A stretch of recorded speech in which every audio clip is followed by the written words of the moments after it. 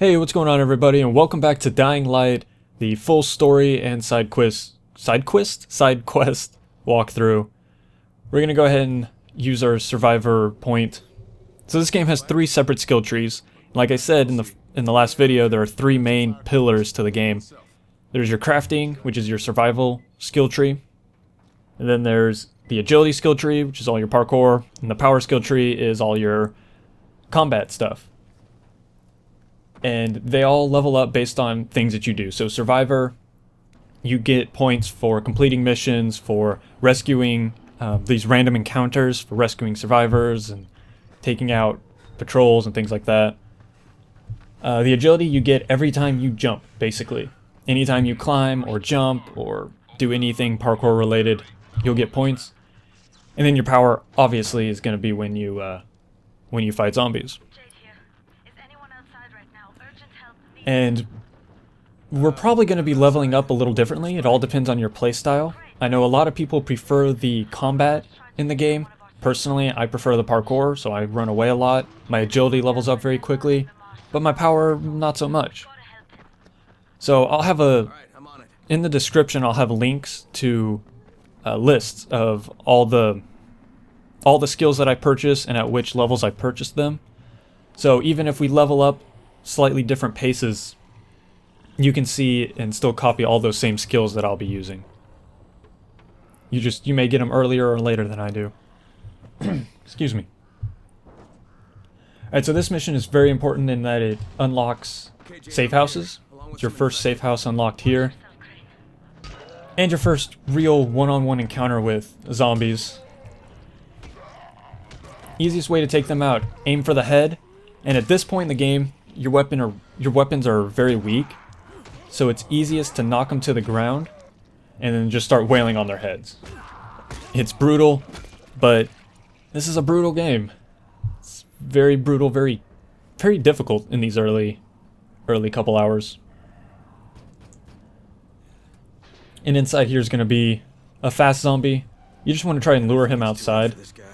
So just step inside ever so slightly and bring him outside. You don't want to fight him indoors, it's too close quarters. And there you go, he went down pretty easy. Alright, so in the last video I was supposed to talk about how this guide's gonna work, and I forgot to. So I'll break it down for you real quick here. I'm gonna be covering all of the story missions, no side quests until later on. So I'll be covering all of the story missions until I get to the mission, The Survivors. Once I get to that mission, I'm going to stop and start doing all the side quests that are available.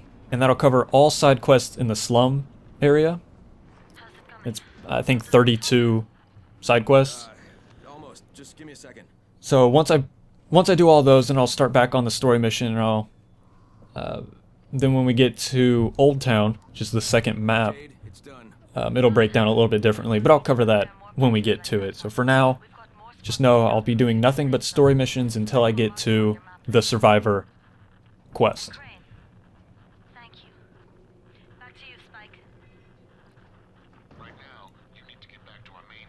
Alright, so these two light blue cars here in the road are going to be our next two traps. We're going to use our fireworks, or our firecrackers, to lure the zombies away. So you see, they all just kind of lumber over there slowly, but the firecrackers don't last very long. So you may have to throw a couple of them. When you activate this trap, the number of firecrackers will reset to 10 by, I don't know, way of magic.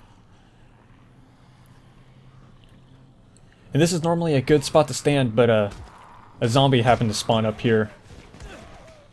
The spawns are pretty random for the most part, especially up on the rooftops. So you may not have a zombie on there, and it's a great little spot. But if you do, it's not a big deal.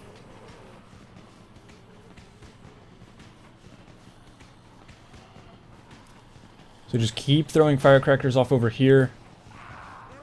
Try to lure any zombies that are between you and the car away.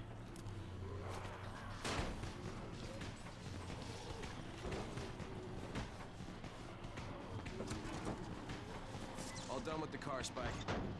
And there you go. Like that, you just might make it. The next trap's close by. Alright, so now we get our next objective. We're just gonna skip ahead. These freaks are everywhere. I think you kind of gotten the idea of how to get around by now. And they're gonna talk about these traps. I never use traps in the game. I don't bother with it. You have to unlock certain skills in order to use them. And I never bothered with it. To me, the traps aren't enough of a benefit, at least in my playstyle, to be worth spending upgrade points on. So to get up onto this roof, you just find this garage back here, kind of behind it, behind the building. And make your way over to the power box. Nice and easy.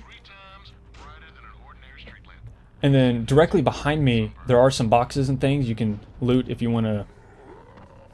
I don't know, I think there's a weapon over there if you want. And then some crafting supplies.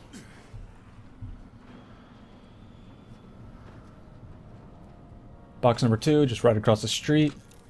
Not too bad.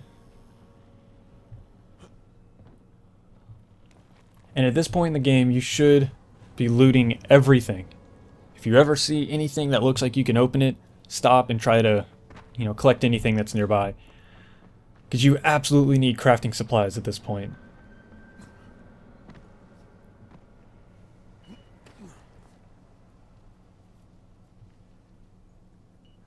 Okay, so I had to adjust some options real quick, so I apologize about that.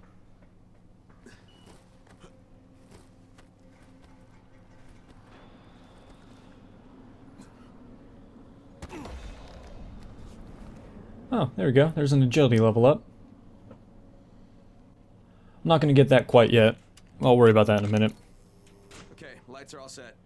You ready for the next one then? Better hurry. Oh, that was a rough landing. Yeah, try not to take too much damage at this point in the game.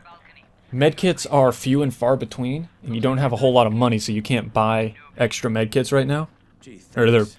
you probably could, but they're expensive. They're about $100 each, and probably don't have a whole lot of money. You really need to save some money for now. So try not to take too much damage. Fuck, Spike, the whole goddamn district went down. What the hell's going on?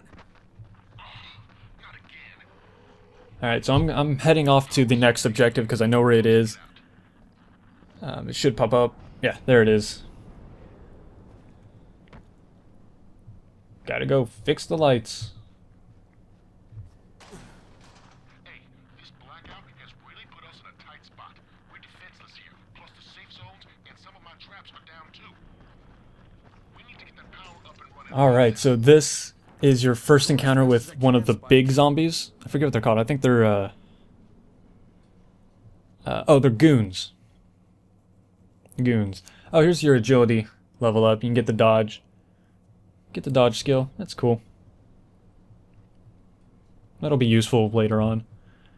Alright, so before we mess with the objective, grab this propane tank here. Kind of set it about halfway between, kind of in the middle of all those other gas tanks. That'll be key to taking out this goon quickly and efficiently. Efficiently, sorry. My throat's going out on me here. What is this? So yeah, here's the goon. They are very, very tough. They've got like something like 3,000 health. Which right now your weapons do about 20 damage. So yeah, he would normally take a long time, but we're gonna take him out real quick and quiet. Throw a firecracker right here in the middle of the gas tanks, and then run to the far side of the building. And just wait.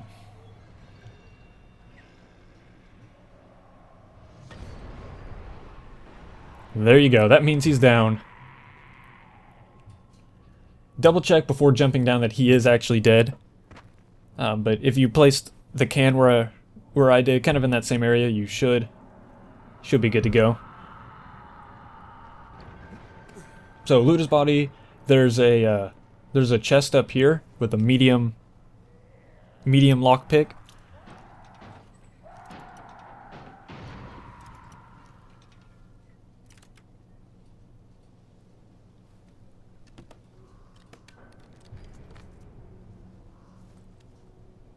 There you go, you got a weapon upgrade. that I'm never going to use, but there it is. I don't use weapon upgrades very often. I will do a lot of modifications once we start getting some blueprints, but don't really mess with the upgrades very often. I think I do it a couple times, but I don't know, to me they don't do quite enough for it to really matter.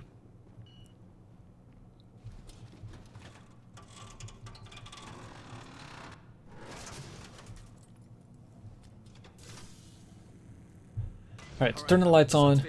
Over in this room, there's a lot of things you can pick up. There's also a chest in the corner here. And there's a blueprint on that desk. I actually looked at it and forgot to pick it up before I walked out. But I think it's the electric cutter blueprint, which is a pretty decent one here early game. But we also get that as a reward for one of the side quests coming up. I can't remember which one now. I want to say voltage. I think you get it for voltage, but I can't remember. So if you don't pick it up here, it's not a big deal. We'll get it later if you're doing side quests. If not, go ahead and pick it up.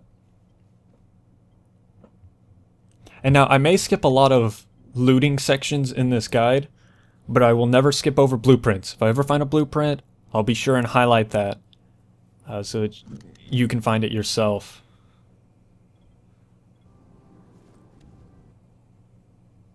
So this is just a little inventory management. Again, I'm not going to have this in here throughout the guide, but I wanted to show it to you real quick just so you see kind of what I'm doing. I always make sure I have the 4 strongest weapons, except for the really heavy but really slow weapons. Like the heavy rebar we got from the goon. I don't like the slow weapons, so I don't use those. I prefer something a little quicker, but still powerful.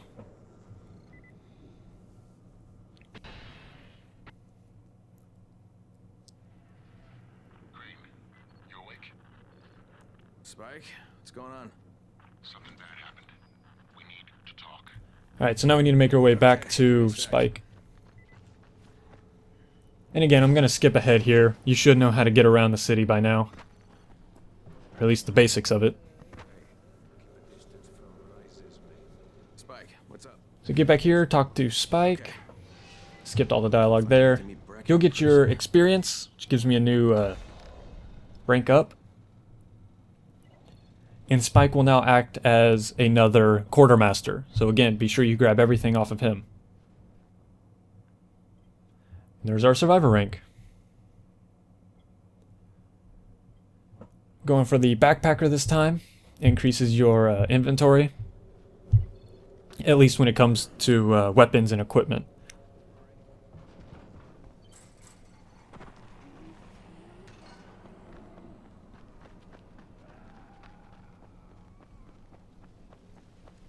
Alright, so I'm going to head back to the tower real quick and sell off some things that I have. And I think I end up buying some medkits also.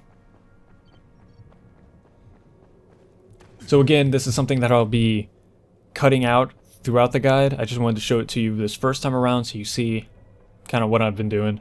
Kind of my overall plan. So you can talk to this guy in the shop.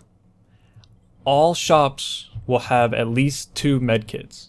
I haven't seen any with more than 2, but I'm sure they're out there. But they'll always have 2 medkits on them. So you can always buy those. Like I said, they're about 100 a piece right now.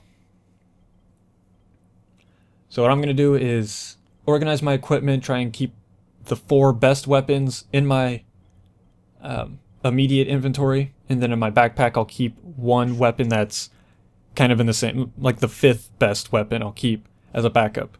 In case something breaks, in case something happens, and I need an extra weapon.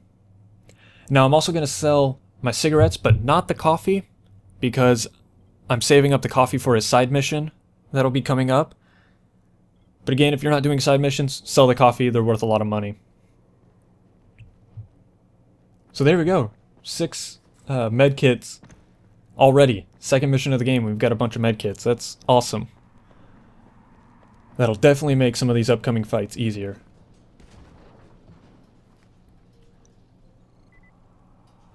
Alright, so you talk to the GRE, then you go and talk to Brecken, And that's it, the mission will be done. So, as always, if you have any questions, comments, or concerns throughout the guide, feel free to let me know. You can let me know in the comments, or if it's something urgent, I for some reason don't see your comment, then send me a message and I'll be sure to reply to you there. So thank you guys so much for watching, and I hope to see you in the next video.